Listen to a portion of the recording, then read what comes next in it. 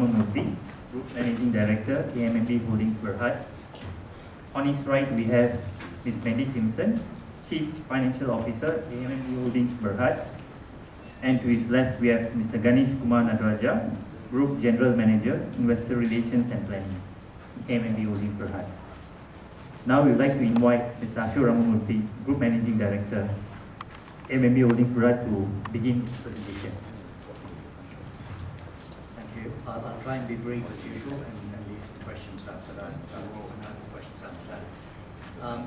If you take a look at AmBank Group's share price since listing back in 1988, it listed at 36 cents, and more recently it went beyond the 8 ringgit mark. It's pulled back a little, but share price growth has been impressive, next to 2,000% over a 35-year period. Since my journey began with AmBank Group around 6 years ago, it's pleasing to note that our share price has continued to outperform the PLCI. Notwithstanding the pullback, it appears to be broad-based market pullback, it still is continuing to outperform the PLCI. We've delivered our 6th consecutive year of record profit performance, with a profit outcome of 1.635 billion ringgit for the year ended 31st of March 2013. Not only have we delivered profit growth, we've consistently generated shareholder value. Our return on equity continues to be on an uptrend, reached 14% last year. Our earnings per share almost has doubled in the last 5 years to just under 55 cents, which means that we could continue to increase our dividend payouts in line with our growth in earnings per share. Our dividend payout ratios have been held at around the 40% mark, just about that, which meant that we could pay out 22 cents between the interim dividend payout of 7 cents and the final dividend payout of 15 cents. And this was just approved by the AGM. Just a quick recap on the strategies that we have initiated in the market for the financial year that's just been completed. We initiated 4 strategic priorities. The first one was around accelerating the growth and business mix changes. The second one was around strengthening our customer centricity and connectivity. The third one was around increasing productivity and efficiency. And the fourth one was around acquiring infill acquisitions and integrating them well. We also put out to our shareholders and our investors the targets for each financial year and for the medium term. And for the financial year ended 31st of March, we generally achieved most of the targets that we put out to our investors, apart from cost-income ratio, where our cost-income ratio is about what our intended target was. In reasonable part, that's due to us being more successful in our acquisition strategies than we had expected at the beginning of the year. In terms of growth and business mix changes, commercial banking has been the fastest growing part of our business. In our view, that's the more stable part of the banking business and one that we're pleased with. Our non-retail loans grew at roughly twice that of retail loans, which has been the case for us for the last 4 to 5 years, and consistent with our strategy to grow our non-retail segments faster. Our CASA growth, current account and savings accounts, again have grown an impressive 28% for the financial year ended 31st of March, roughly 2 times the industry. And in our non-interest income space, we've had a higher degree of recurring non-interest income. Our customer centricity and connectivity agenda is supported by our 2 strategic partners, ANZ in banking and IAG in general insurance. And we won a number of customer service awards. We're well recognized as one of the leading brands in Malaysia. In terms of productivity and efficiency, we are investing to deliver future growth. Our core banking platform is set to go live later this year. It's phase 1 of that, on which we have invested a substantial portion of the 400 million ringgit intended for the core banking platform replacement. We started delivering the synergies from Kurnia and AMMB acquisitions, and we are embedding an outperformance culture within our people in the organization. And the 2 acquisitions we've done in the last financial year, Kurnia has given us the #1 position in general insurance, in particular within that motor insurance.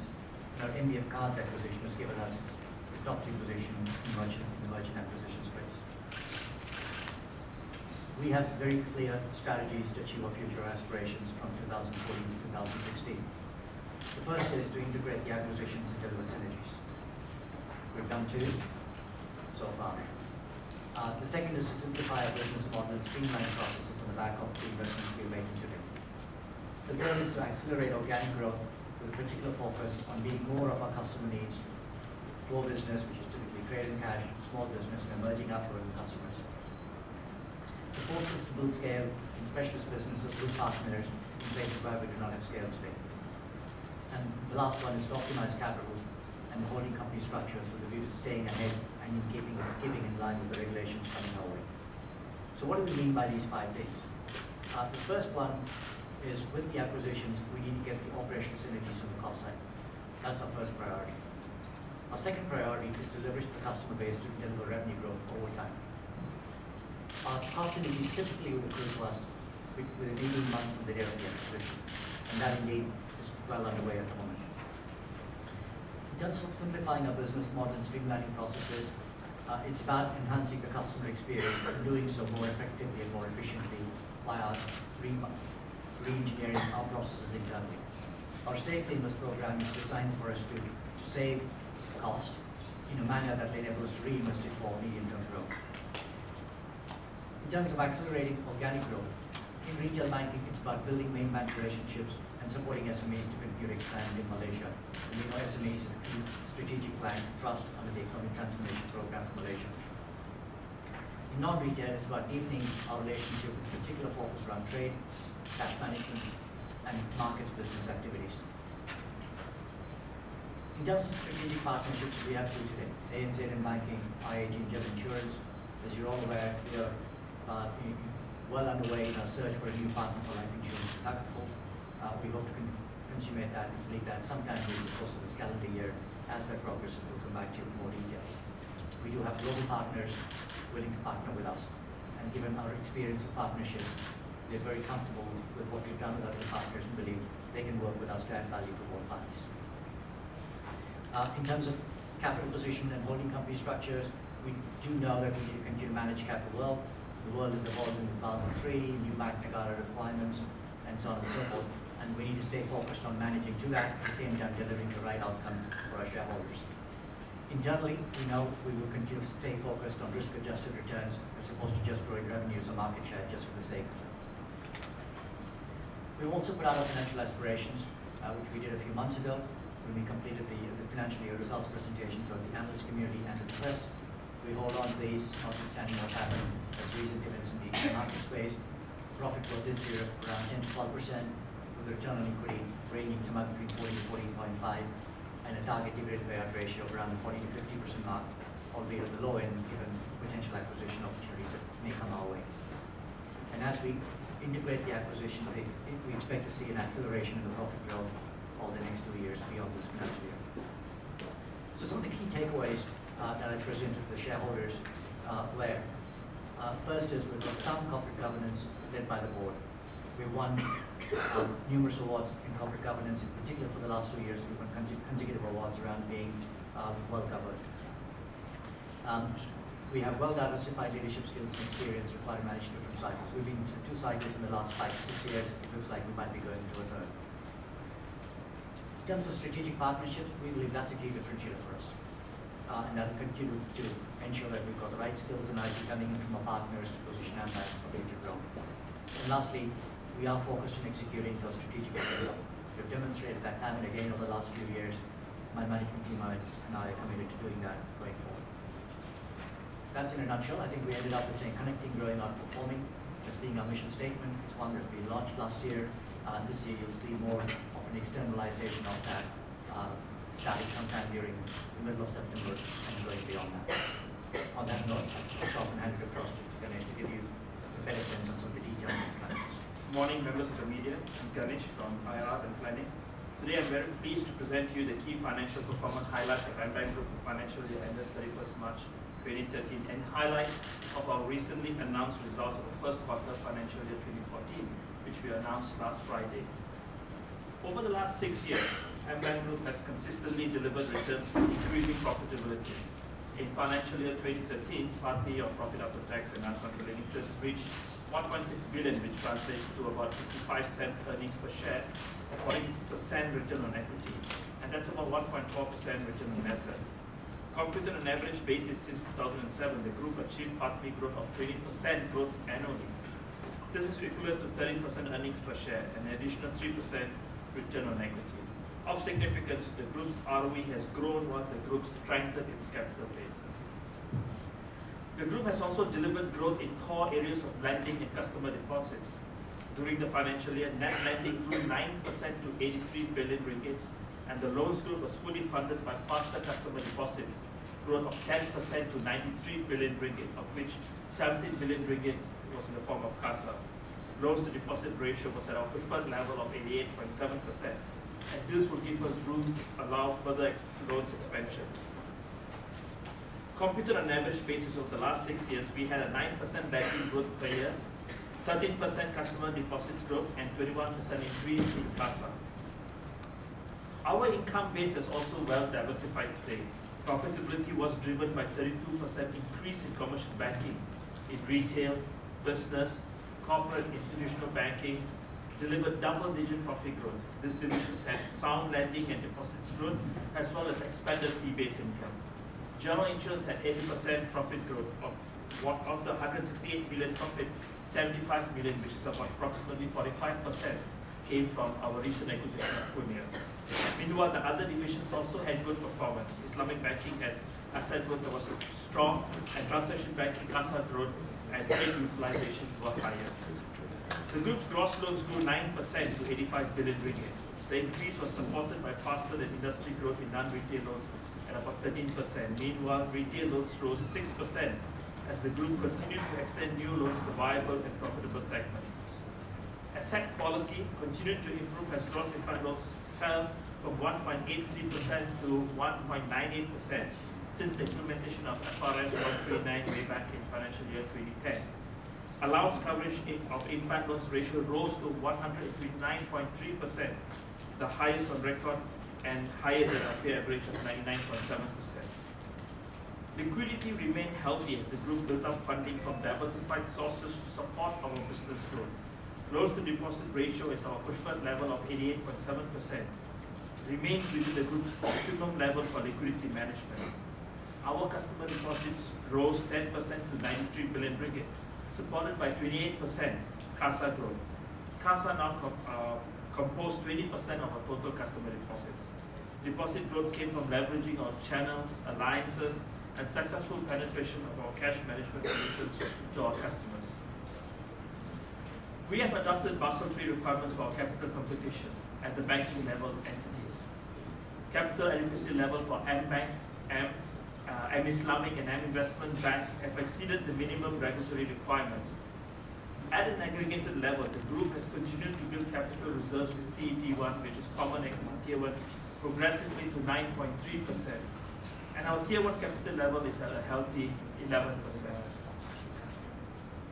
We continue to make significant investments to enhance our customer experiences. For example, we are investing in our people skills through structured training programs and targeted recruitments. We are also replacing our core banking platform, which phase 1 is expected to go live sometime later part of this year. This investment will enable us to gain a deeper understanding of customers and serve them better over time. Additionally, we are strategically expanding our customer touchpoints. Today, we have a network of 188 commercial branches, which includes 3 Islamic branches nationwide. This is completed by our enlarged network of 886 ATM networks, machines throughout the country and 165 electronic banking centers. For greater customer convenience, we were the first Malaysian bank to offer extended banking hours and weekend banking hours several years ago. We're also the largest provider of ATMs at your friendly neighborhood 7-Eleven stores, which 404 machines are located nationwide. Alternatively, you can always log on to our 24 hours mobile banking center or internet banking. Our group's passion for excellence has been recognized through various awards across the business division. For example, investment banking has consistently garnered awards in debt capital markets, private banking, funds management, which also includes our wealth management business. Private banking. Looking ahead, Malaysia's gross domestic product is expected to grow between 4.6 to 4.8%, supported by ongoing initiatives under the ETP, a commodity fiscal monetary policy, as well as stable employment conditions in the country. For the financial service sector, continued rollout of projects under the ETP provide opportunities for lending, capital market, and insurance activities in both in conventional and Islamic banking. Ladies and gentlemen, now let us move on to our first quarter results for financial year 2014, which we announced last Friday. PATMI increased 5.6% to 468 million ringgit, which is equivalent to an ROE of 15.3% and earnings per share of 50.6 cents. Customer deposits grew 8% to 95 billion with a strong CASA increase of over 24%. CASA composition for the first time now exceeds 20%. Deposit growth provided liquidity support for net loans growth of 7.8% to 84 billion ringgit. The credit quality has continued to improve for the group to record low, with gross impaired loans ratio now at 1.88%. For the year ahead, we'll execute our strategic agenda, which Ashok just delivered, towards delivering sustainable growth for all stakeholders. Execution to our strategic agenda is anticipated to deliver our financial aspirations over the next 3 years. In summary, we had a steady start to financial year 2014. The integrations of Punya and MBF cards are progressing well, while more work is being done for the group's efficiency agenda. The outlook for the year ahead is underpinned by global sentiments and some macro challenges in the retail sector. And for the group, we remain focused on delivering long-term sustainable value of our stakeholder.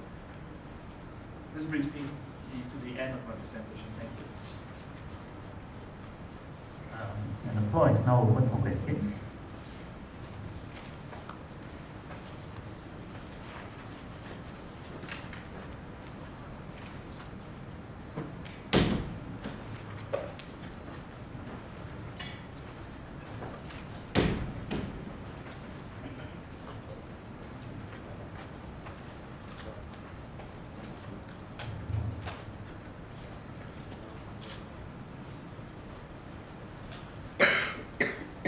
Anyone? So before I ask EGM, I can hear you. before I ask EGM for the overview of the group's performance, I mean, the economy is going to slow down, so how does this impact AMMB? Since that your income is pretty much geographically concentrated in Malaysia, so how would your, do you need to slow down loans expansion? Do you need to build up bottle for the overall economy, or how would this pan out? I think one of the things we've been consistently talking about is loans growth historically has been roughly 2 times GDP. So we assume the GDP is going to be slightly slower. The first quarter, second quarter has been slower than what anyone anticipated. Probably second quarter is coming slightly faster paced than the first quarter. The outlook would suggest a loans growth of around 9%.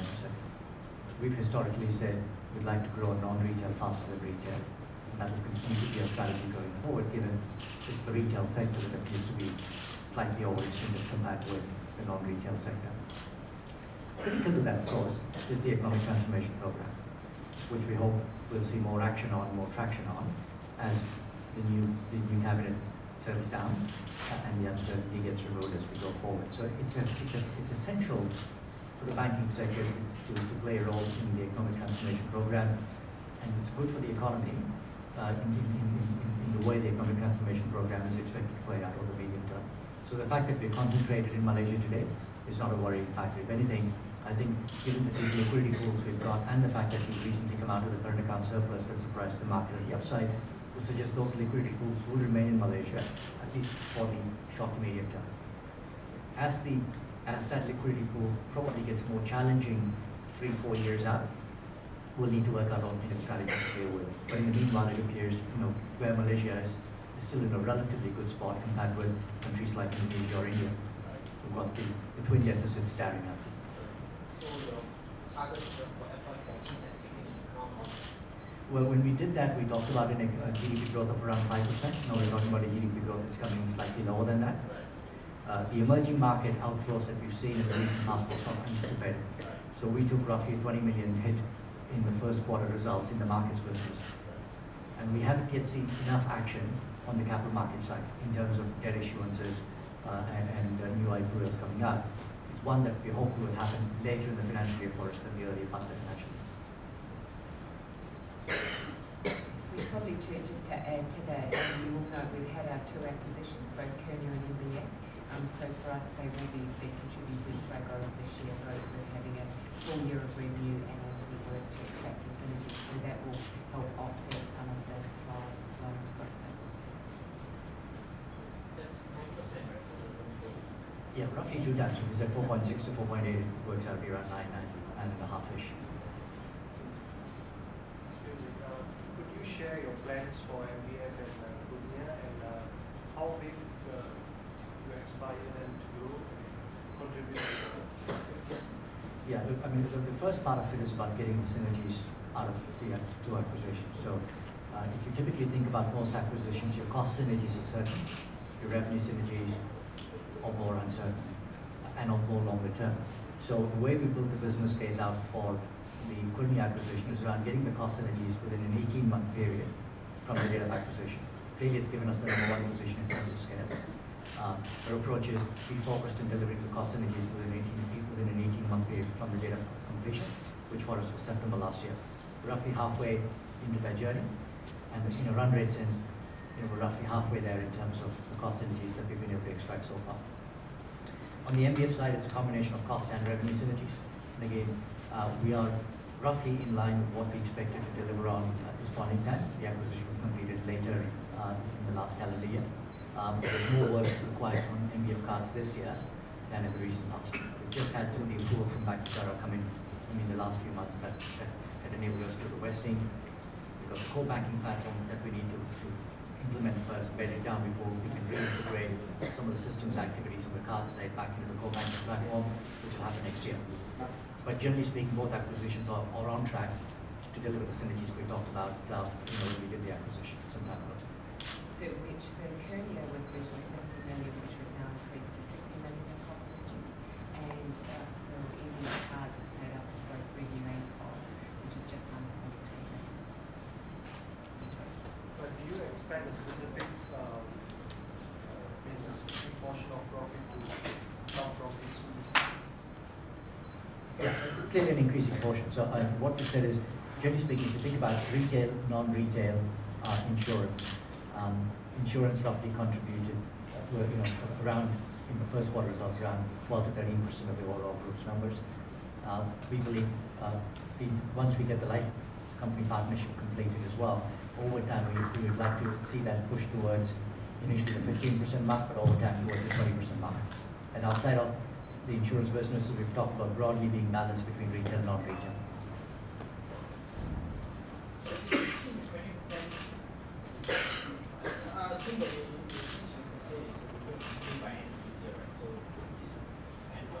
this 12 to 15% over the next Over the next 3 to 5 years, because what would happen is by the time we complete the Kurnia integration, it will be June next year. Speaking of Kurnia integration and this MBF, is there more integration costs involved? Yeah, last year we brought just over 40 million of costs, which included both integration costs and what we call one-off acquisition costs. For both Kurnia and For both Kurnia and MBF, so that was at a total level for the group. We'll see a similar amount this year, so from a cost run rate perspective, you won't see any blip in the cost, and then after that you will see the benefits coming through.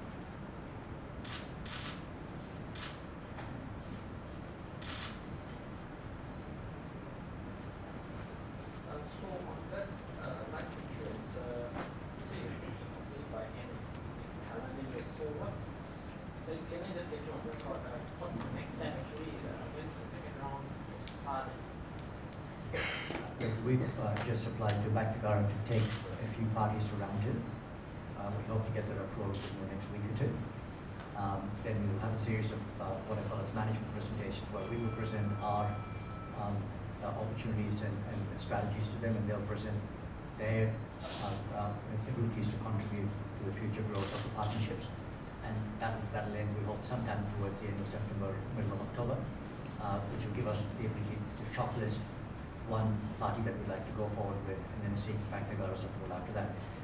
If everything goes to plan, it could happen by the end of the year, but sometimes the process, the doing and throwing, could take a little longer if one of the parties have gotten on the ground presence here in Malaysia. in which case we need to reverse that process on them as well, and that process might get a bit more elongated. So we've got a mix of parties today, some with on-the-ground license, some talking new condition. So what is the timeline to shortlist them? Sorry? What is the timeline to shortlist them? Look, we've already shortlisted a few. Okay. So the next round is about making presentations, understanding their capabilities, and for them to understand our capabilities, and then a meeting of minds around the culture that's appropriate for us as an organization, usual stuff around valuations, and so on and so forth.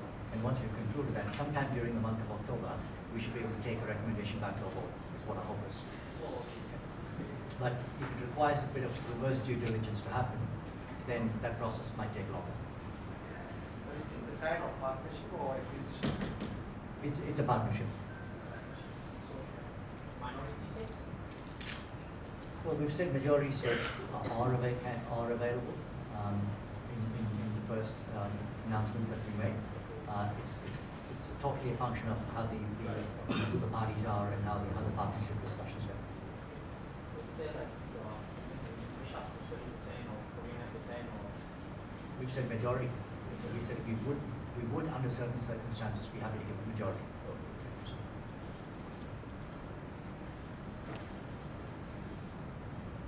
I suppose you can't bring the parties involved, but how many are there right now? All I can say is a good balance between life insurance entities in Malaysia today and new parties wanting to come into Malaysia. But they're all in insurance business. They're all insurance specialists. And they're all globally well-rated parties, very well-rated parties.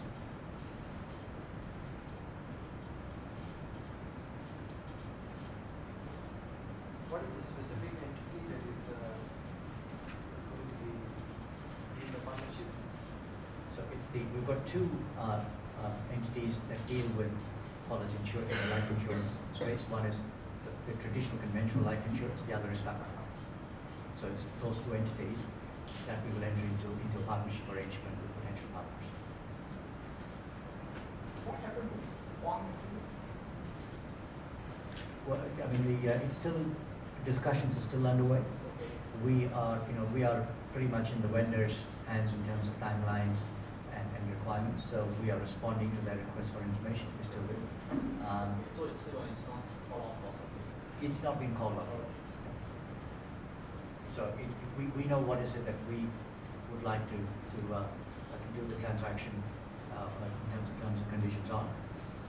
We know that we are in a competitive process, so it's up to the vendors to determine what the best outcome for them is likely to be. But have they given any kind of timeline to you when the decision will be? Or we hope sooner than later, but as I always say, these things always take longer than expected. Because it has taken a very long time. Yeah. So if you ask them that question, let us know what they say.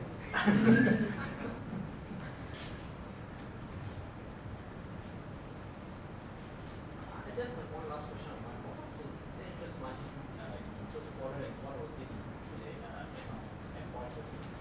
So in the first quarter, it was 2.65, which is down on the end of the previous year.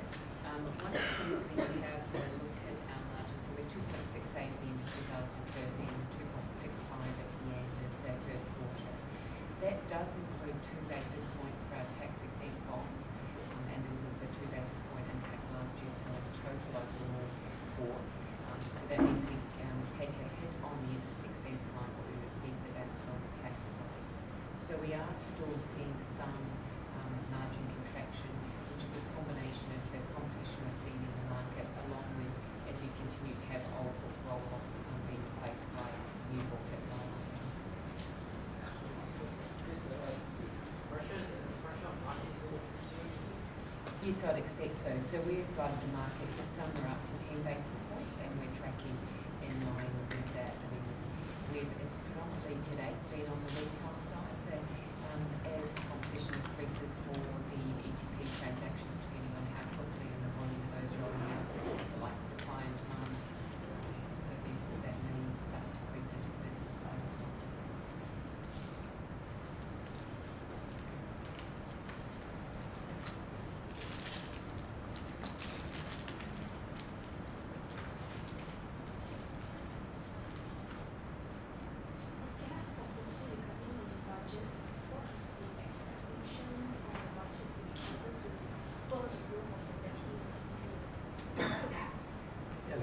the government will have to grapple with some tough choices, I suspect.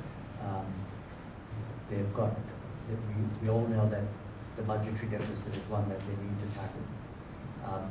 We know as part of that they need to work out a way to, over time, reduce subsidies. They need to think about broadening the tax base, which might come in the form of GST.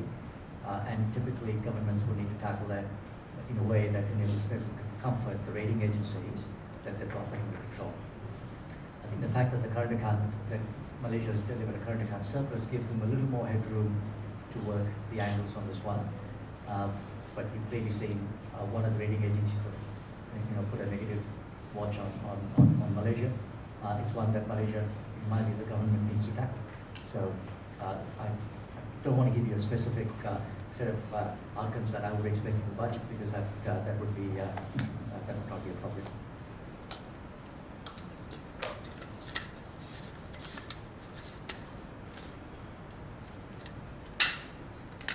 Any more questions?